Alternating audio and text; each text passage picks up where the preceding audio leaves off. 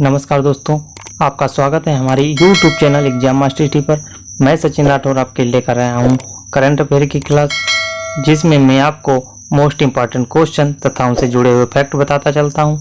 अगर आपको हमारा यह वीडियो अच्छा लगता है तो प्लीज़ वीडियो को लाइक शेयर अवश्य करें, और यदि आप चैनल पर नए हैं तो चैनल को सब्सक्राइब कर लें और साथ में बेल आइकन को दबा लें, जिससे कि हमारे अगले वीडियो की नोटिफिकेशन आपको मिल जाए। घंटी के बटन को प्रेस कर लें। तो चलिए शुरू करेंगे आज का क्लास। नमस्कार दोस्तों, आपका स्वागत है हमारे YouTube चैनल पे। तो चलिए शुरू करेंगे आज का प्रश्न नंबर 1। क्लास को शुरू करने से पहले आप लोग प्लीज़ क्लास को शेयर कर दीजिए एक बार, ताकि सारे लोगों को हमारे वीडियो की नोटिफिकेशन मिल जाए। बात करेंगे प्रश्न नंबर 1 की। भारत ने फिलिस्तीनी शरणार्थियों के लिए संयुक्त राष्ट्र की राहत और निर्माण एजेंसी को कितने अमेरिकी डॉलर का योगदान देने की घोषणा की है? ऑप्शन नंबर 1 है 1 मिलियन अमेरिकी डॉलर, 2 मिलियन अमेरिकी डॉलर, 3 मिलियन अमेरिकी डॉलर, 4 मिलियन अमेरिकी डॉलर। तो राइट आंसर इसका है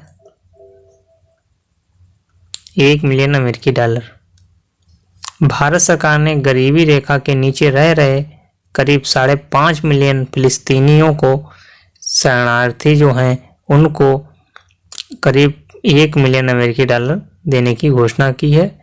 जबकि मई 2020 में भारत ने यूनरावा को 2 मिलियन अमेरिकी डॉलर देने की घोषणा की थी। तो चलते हैं नेक्स्ट क्वेश्चन पे। हिंदुस्तान जिंक लिमिटेड ने कारखाना लगाने के लिए किस राज्य सरकार के साथ समझौता किया है? पंजाब सरकार, गुजरात सरकार, महाराष्ट्र सरकार या केरल सरकार? तो राइट आंसर इसका होता है गुजरात सरकार। वेदांता समूह की जो कंपनी है, इसका राइट आंसर है गुजरात सरकार। तो जो वेदांता समूह की कंपनी है हिंदुस्तान जिंक लिमिटेड, इसको शॉर्ट में तो कहते हैं H&L, ने हाल ही में गुजरात में 415 एकड़ में कारखाना लगाने के लिए राज्य सरकार के साथ समझौता किया है।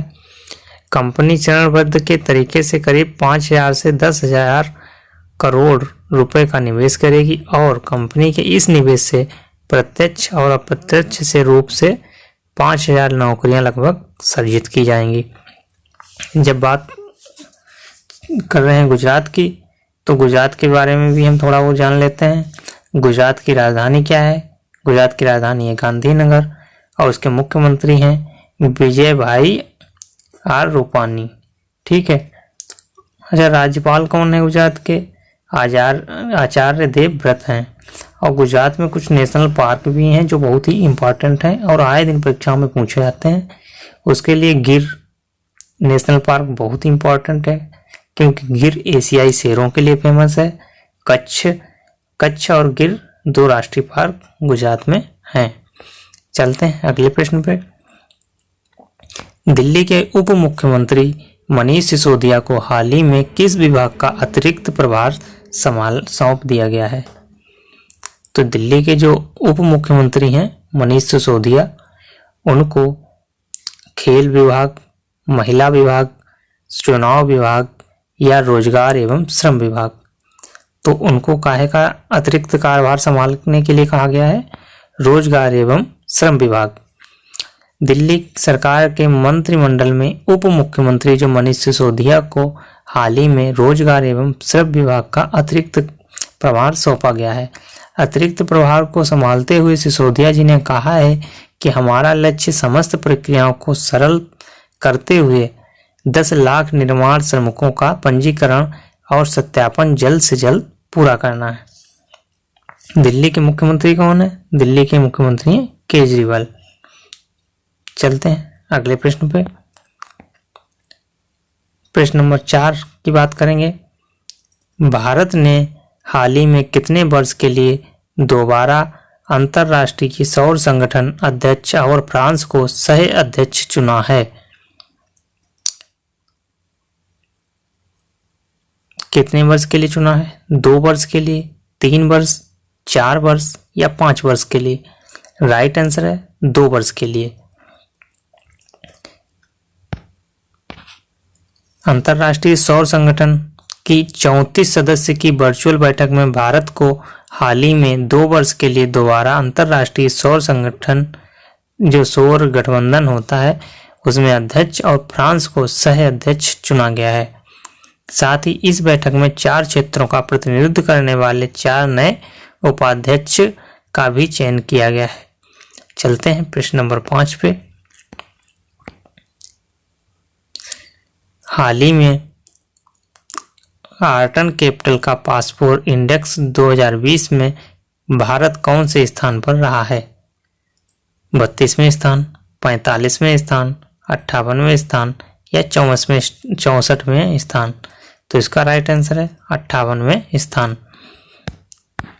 भारत हाल ही में आर्टन कैपिटल का पासपोर्ट इंडेक्स 2020 में 58वें स्थान पर रहा है, जबकि इस पासपोर्ट इंडेक्स 2020 का न्यूजीलैंड पहले, दूसरे पे जापान, तीसरे पे जर्मनी, चौथे पे ऑस्ट्रेलिया, लग्जमबर्ग और स्विट्जरलैंड, आयरलैंड, दक्षिण कोरिया और ऑस्ट्रेलिया दूसरे स्थान पर रहा है। तो चलिए चलते हैं अगले प्रश्न पे। निम्नलिखित में से किस राज्य सरकार ने किसानों के उन्नयन के लिए किसान कल्याण कोष बोर्ड स्थापित करने की घोषणा की है? इसमें कौन से ऑप्शन है? बिहार सरकार, केरल सरकार, दिल्ली सरकार या यूपी सरकार? राइट आंसर है केरल सरकार। किसानों के उन्नयन के उद्देश्य से केरल सरकार ने किसानों के लिए किसान कल्याण कोष बोर्ड स्थापित करने की घोषणा की है, जिसका नाम केरल कृषक क्षमा निधि, नाम याद रखना है, इस नाम से भी पूछा जा सकता है।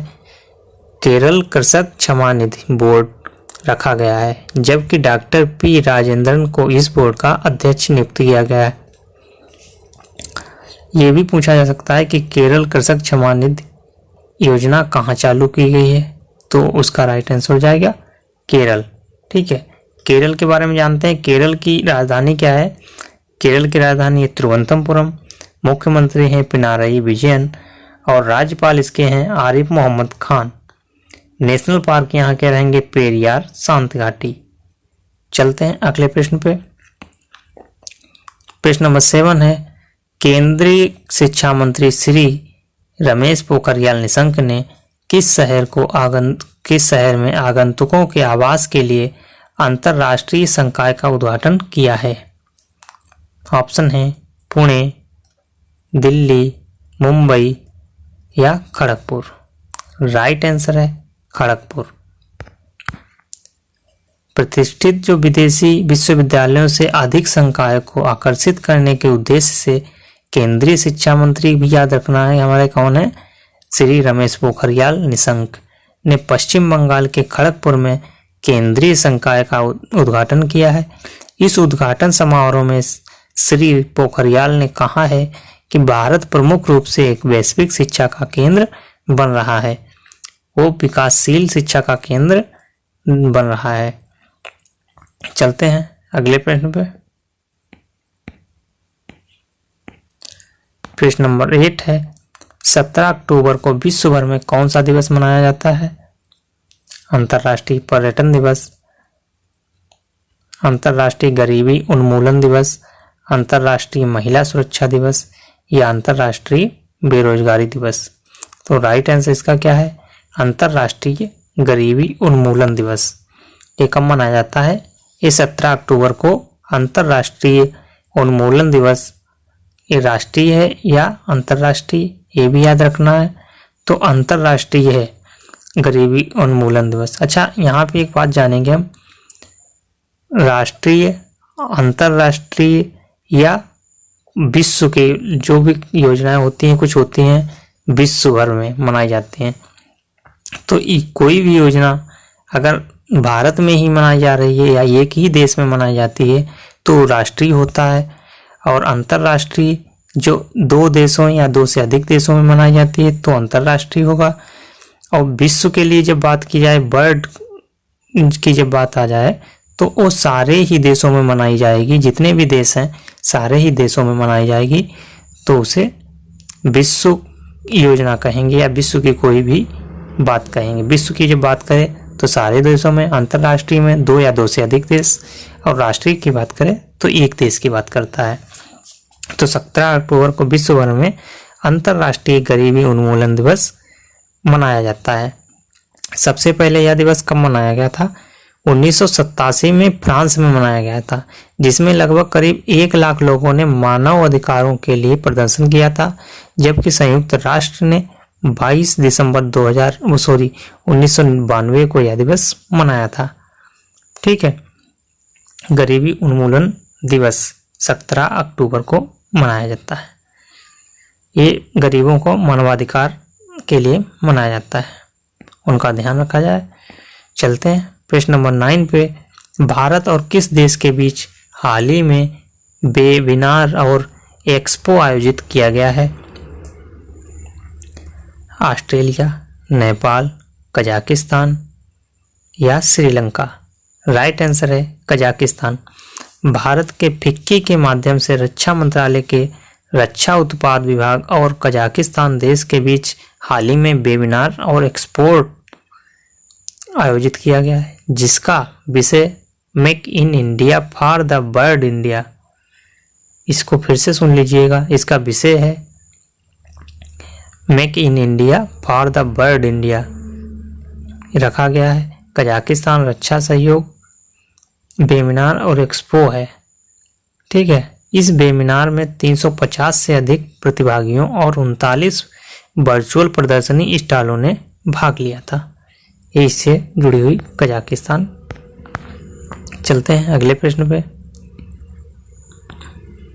भारत ने अपने किस पड़ोसी देश को रक्षा सहयोग मजबूत करने के उद्देश्य से INS सिंधुवीर को लीज पर देने की घोषणा की है?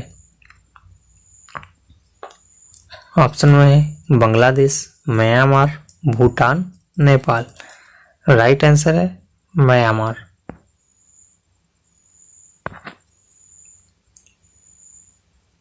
भारत ने अपने पड़ोसी देश म्यांमार को दोनों देशों के बीच रक्षा सहयोग मजबूत करने के उद्देश्य से INS सिंधुवीर को लीज पर देने की घोषणा की है।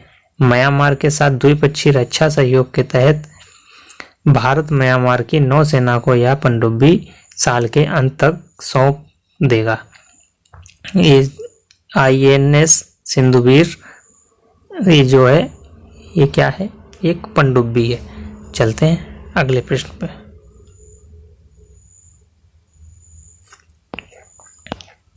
प्रश्न नंबर 11 है, दिल्ली के उप मुख्यमंत्री मनीष सिसोदिया को हाल ही में किसका अतिरिक्त कार्यभार संभाला गया है? ये तो क्वेश्चन ऊपर हो चुका है, रोजगार एवं श्रम विभाग।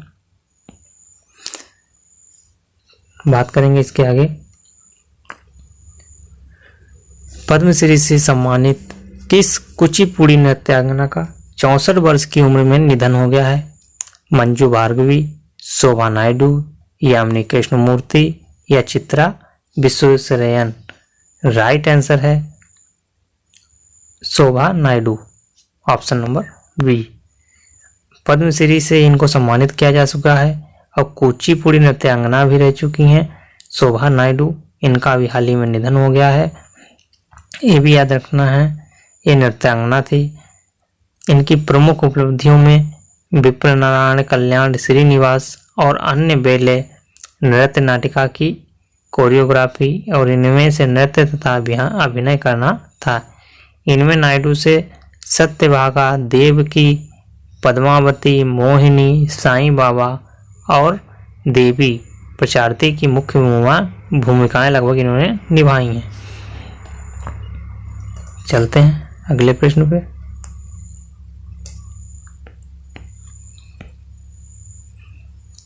विश्व हस्त प्रक्षालन दिवस, ग्लोबल हैंड वॉशिंग डे। यहाँ पे आपको हिंदी में नहीं समझ में आएगा। विश्व हस्त प्रक्षालन दिवस या इंग्लिश में बोलें तो ग्लोबल हैंड वॉशिंग डे निम्नलिखित में से किस दिन मनाया जाता है? 10 जनवरी, 12 जनवरी, 15 अक्टूबर या 20 जुलाई? राइट आंसर है 15 अक्टूबर को। ग्लोबल हैंड वॉशिंग डे 15 अक्टूबर को मनाया जाता है।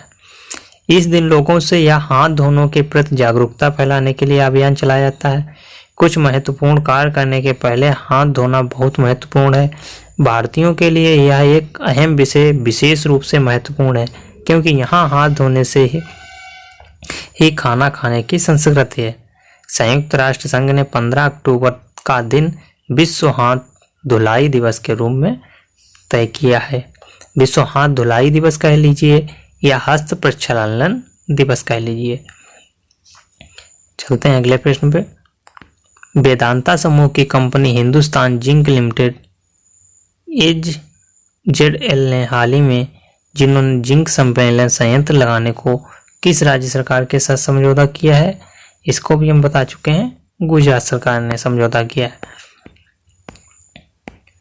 मशहूर कॉस्ट्यूम डिजाइनर भानु अथैया का निधन हो गया है। उन्होंने किस फिल्म के लिए ऑस्कर जीता था?